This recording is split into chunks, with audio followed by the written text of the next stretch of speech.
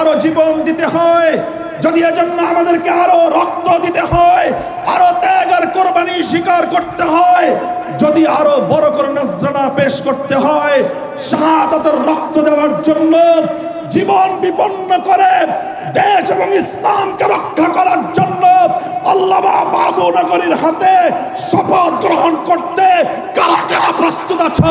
হাত তুলে শপথ করো।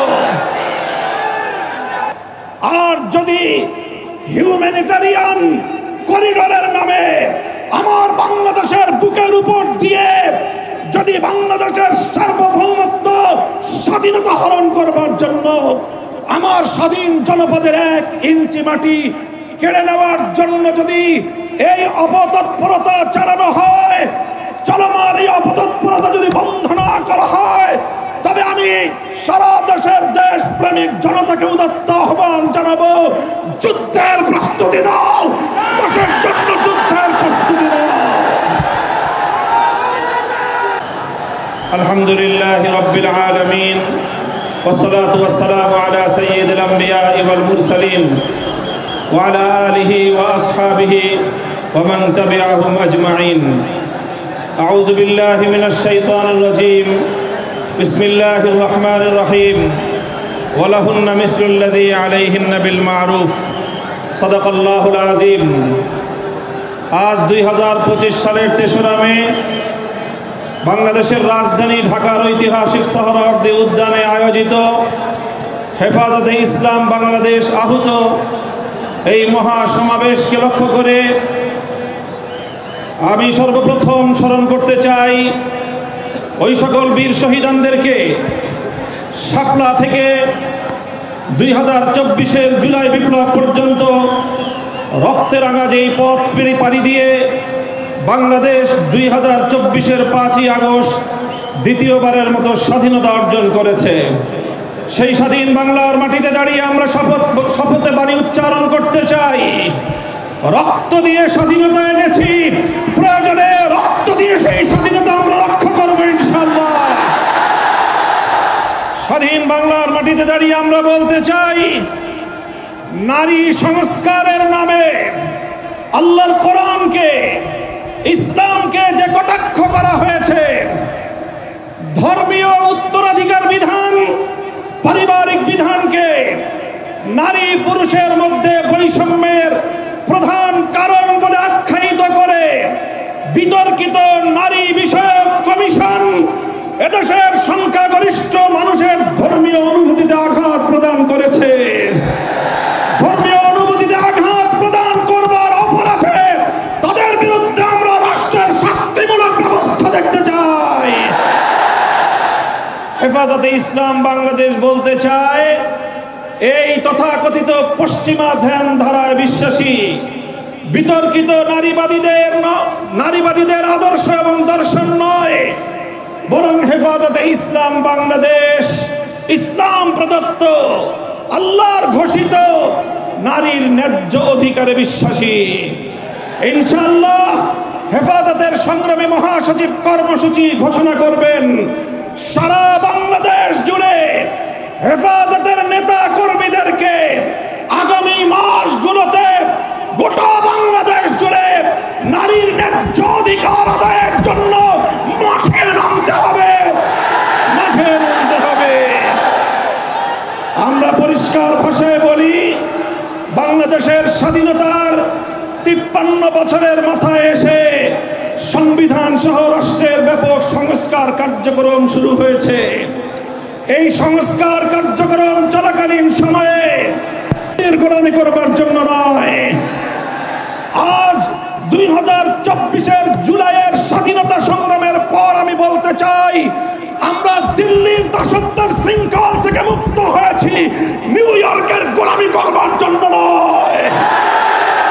যদি বাংলাদেশকে ওয়াশিংটনের দাস পরিণত করবার কোনো পায়তারা করা হয়, আর যদি হিউম্যানিটারিয়ান করিডোরের নামে আমার বাংলাদেশের বুকের উপর দিয়ে যদি বাংলাদেশের সার্বভৌমত্ব স্বাধীনতা হরণ করবার জন্য আমার স্বাধীন জনপদের 1 ইঞ্চি মাটি কেড়ে নেওয়ার জন্য যদি এই অপতৎপরতা চালানো হয়,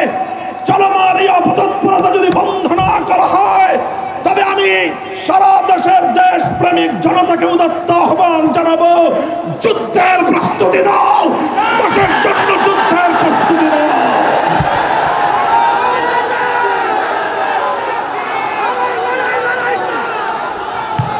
আমরা আমার দেশের প্রতি ইঞ্চি মাটি আমার জায়নামাজের মাটি।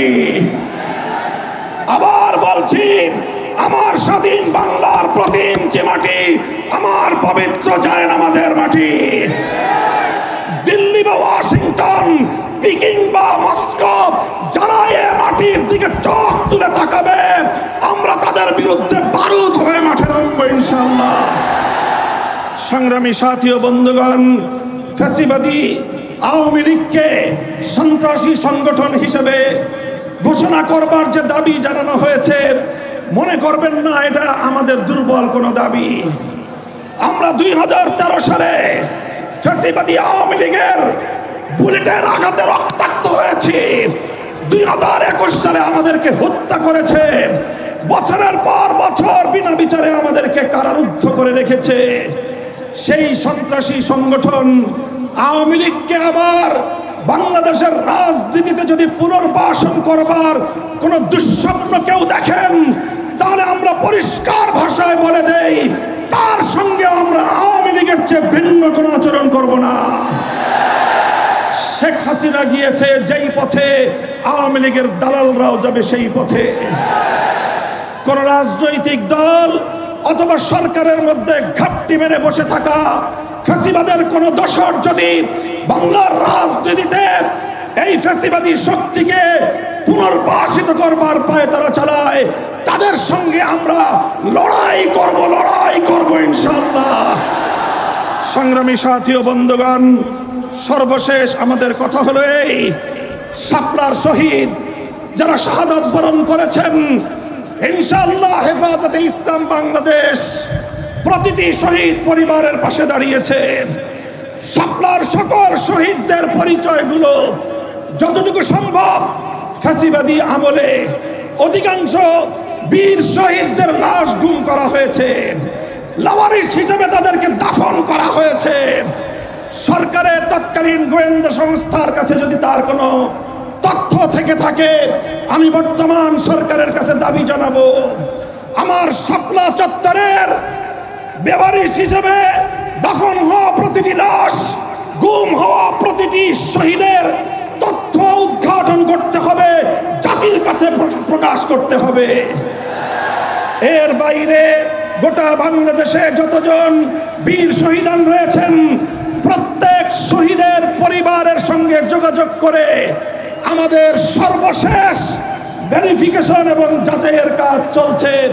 ইনশাআল্লাহ আমরা শাপলার রক্তে রঞ্জিত এই মে মাসের মধ্যে হেফাজতে ইসলামের পক্ষ থেকে আমাদের ভেরিফাইড সেই সকল বীর জাতীয় শহীদদের পরিচয় এবং তাদের গৌরবগত ইতিহাস জাতির সামনে আমরা তুলে ধরবো ইনশাআল্লাহ। সেই সকল রক্তরাঙা শাপলার বীর শহীদদের স্মৃতি বিজড়িত ইমানের দুর্দমনীয় কাফেলা, শাপলা চত্বরের শহীদি কাফেলা হেফাজতে ইসলাম বাংলাদেশকে আমি আজ বাংলাদেশের স্বাধীনতার অতন্দ্র প্রহরী হিসেবে ঘোষণা করতে চাই।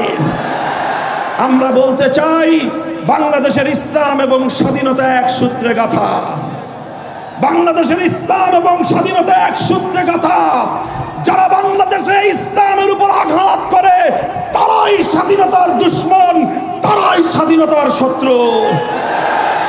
আগামী দিনে দেশ এবং ইসলাম স্বাধীনতার এই শত্রুদেরকে যেখানেই পাওয়া যাবে সেখানেই প্রতিহত করতে হবে, সেখানেই প্রতিহত করতে হবে। যদি এজন্য আমাদেরকে আরো জীবন দিতে হয়, যদি এজন্য আমাদেরকে আরো রক্ত দিতে হয়, আরো ত্যাগ আর কোরবানি স্বীকার করতে হয়, যদি আরো বড় করে নজরানা পেশ করতে হয়, শাহাদাতের রক্ত দেওয়ার জন্য জীবন বিপন্ন করে দেশ এবং ইসলামকে রক্ষা করার জন্য আল্লামা বাবু নগরীর হাতে শপথ গ্রহণ করতে কারা কারা প্রস্তুত আছো? হাত তুলে শপথ করো।